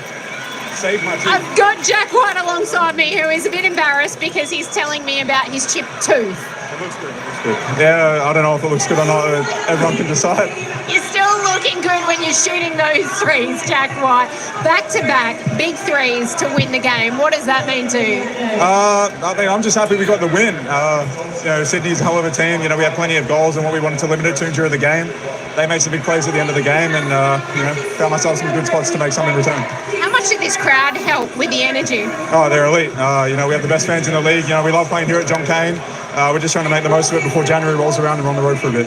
I know you want to pump up the boys, but you are getting it done at both ends of the court time and time and time again. How much does it mean to you to be able to step up in those big moments with big blocks, big threes, big dunks? I mean, it means a lot. I'm just having fun. I love this team. I love this organisation. I love playing in front of this crowd. I'm just trying to play my role to the best of my ability and try and help us win. So, fortunate it worked out for us tonight. What do you take? What would you prefer? Big dunk, a big block, or a big three? What's your favourite to do? No, the big threes tonight felt all right. It's tough to beat a dunk, though. Yeah. Jack White, well done. I've got Chris Golding as well, who was brilliant tonight. Thanks, Jack. As Chris Golding comes in. But Chris, we need to start with the breaking news that Shane Illy has just run off the court. Breaking news, baby 3 is on the way. Apparently, I don't know. They said, Shil, you got to go. So, amazing news for him and the family. We wish Morgan and the girls all the best. Somehow, I think Shay will get through it okay. Timing couldn't have been better. What about that result? You were pushed up by 10 points. They get back into it. They take the lead. And then Jack White pulls out 2 big Chris Golding threes at the end. No. Through a lot of the game, we did what we wanted to do, but, they got some super talented players. Cooksey put him on his back there at times and just refused to get boxed out. They made big plays, Adams, Oliver, these guys. So I reckon our review won't be that great defensively, but to come away with a win against a great team's really pleasing. From a personal perspective, Brian Goorjian and Dean Vickerman spoke ahead of this game about the fact that perhaps you and Jack White, the likes of you, might be a bit more motivated after the Olympics. Did it come into your mind? Does it give you a little bit extra? Not at all. We work so hard during the week. We want to come out here and get results for our work, and we want to get results for guys that last week got to get on the court, but this week they don't get on the court. So we're a family. We work hard through the week to come out here and play this game to try and get wins, not about anything else. You've put together 3 amazing games yourself, but I know one thing that you really want to talk about, the underdogs. You looked worried then. You looked worried what was about to come from the underdogs. We've seen them all night long, and what does it mean to you? You're a dad yourself. What does it mean to you to be able to support a cause like that? Well, I was flat. Dino spoke for too long at halftime. I wanted to come out and watch him. We speak so much about how this game and this league, we want to be inclusive. We don't want to bully others. We want everyone to feel welcome. So super proud that us at Melbourne United could carry that through. And, basketball should be a safe space for these kids to go and have fun and develop a love for the game. So if we could have helped that tonight, I'm really proud of my club. Well spoken. Well done. Congrats on the win. Thank you. Yeah, well said, Chris Golding. Great interviews. Nerily Meadows, wasn't his best shooting night, Alice, just 4 of 13 from the field, but as we know with Chris Golding, when they need him to step up late in that 4th quarter, he was able to deliver an important 3. He's an absolute superstar, and we know that Chris Golding will never stay down for long, but, it's not about having 20 every game to be impactful in the game. So full credit to Chris, and he was able to come up big right at the end when they needed him. Well, while Neryl's on a roll, we'll keep her going because she has Matthew Dellavedova with her courtside. The superstars just keep on coming, don't they? Delly, what about that win? It was a real team performance. You were huge, Chris was huge, but Jack White at the end there when it mattered most. Yeah, he's been shooting the ball with a lot of confidence, and that's what we want from him. I think he was huge in that Illawarra game with all the rebounds, but we want him being aggressive, and he hit big shots. Tanner hit big shots, CG as well. When Cam Oliver is going like he is, how much does it mean to you that the team really supports each other and puts a stop to it to get the result? Yeah, he's a really talented player. Then, having to guard the pick and roll with him kind of short roll and popping, they have a lot of weapons on their team.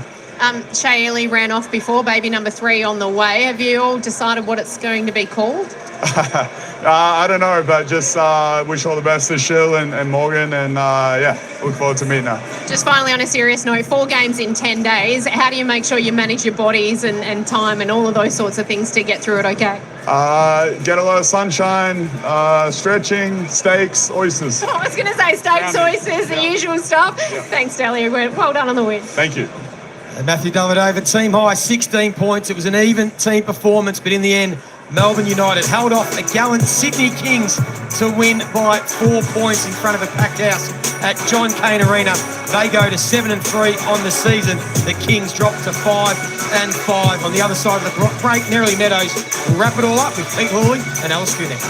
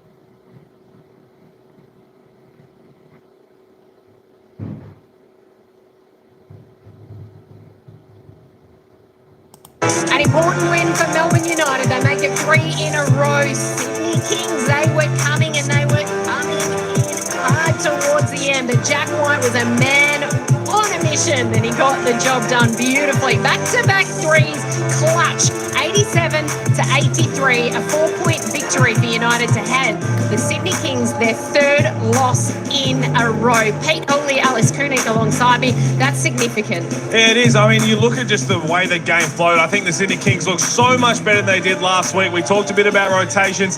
Still a couple in the 4th quarter that I'm sure Gorge would have wanted to have back, but they looked much better than they played last week. They probably just needed to put a bit more heat on the rim. Big discrepancy in free throws, but they should be promising, but take nothing away from United. They were outstanding. The star late and really right throughout the game at both ends of the court was Jack White. Bless him. He was more concerned about his broken front tooth in that post-game interview, but he was sensational tonight, Alice. Yeah, he was. He was everywhere on the court, as we've seen with that jam. He was shooting the ball with confidence. He was active on the defensive end. He was active on the offensive end. And the passion that he was playing with, as you see that huge block on Cam Oliver and that step-back 3 dagger. Those back-to-back threes as Dally was able to find him. We love the way he was playing. We've spoken about it. We see MVP form right there with him. I know it's early to start talking about MVP form, but you have a look at this Blackmore shot chart, but that buzz starts all year. And again, you continue to talk about guys who are playing at that level. If he continues to shoot that confidently and that well going forward, with his rebounding, with his defense, with every other little 1% he does that makes Melbourne so good, he will 100% be there. Right now, you can have to say he's a top 2 best two-way player in the league. There's a bit of Richie Benno about that, a lot of twos in there, Nez, but he's been terrific. 22. Just adding that to his game, though, to consistently and under pressure to hit that is really, really important for him, but for also United. It's been all season long that he's shooting it with confidence. He didn't start knocking down in the first couple of rounds, but he stayed with it. But you're right, in that moment to come up that clutch, it's going to do it wonders. That's the next evolution of his game.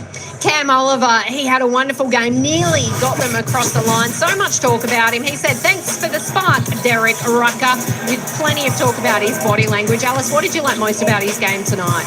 I loved everything about him tonight, and I love that he was injected into that lineup. He was playing a lot more minutes, especially in the fourth quarter. He was patient, he was poised, he was active on the defense and the offensive end. He was really aggressive, and I love the way he set screens for his teammates. We know how good he is. We know he's such a good player, and there's a reason why they brought him to the Sydney Kings team. But it was the energy and his body language that he played with, and I love to see the way he played tonight. And I spoke about some rotations in the fourth that Gorge might want back. I think if he had his time again, he'd start Cam Oliver on the bench in the fourth, bring him in around the 8-minute mark so he can close the game out. Having him start, he got a little tired, he had to get a breather and thrown back in, kind of threw him out of whack. It is interesting because I overheard that conversation. Brian Goorjian said to him, you're getting a rest now. I want to go back to you. Are you okay with that, or do you need more of a break? And he said, no, I'm good. So they had that conversation. No players ever say obviously a player, but a coach, no one said that. But a coach to go to him and actually have that conversation is what makes it a little bit different. It shows growth. Correct. And there's been a big talking point throughout the week. And I always came off the bench, so I know exactly what that's like. Tomorrow, it's a double header. We've got the champs, Tassie Jack Jumpers, up against Southeast Melbourne Phoenix with the King era beginning. And then the top of the table, Illawarra, up against the Perth Wildcats. Double header Friday. So much to look forward to, completing in RAC Arena. Thanks so much for joining us for Thursday Night Hoops. An important game, a big game. Sydney tried their very best, but in the end, it was Melbourne United who won 87-83. 3 in a row, 3 losses in a row for the Kings. Discussions to be had, work to do. Good night.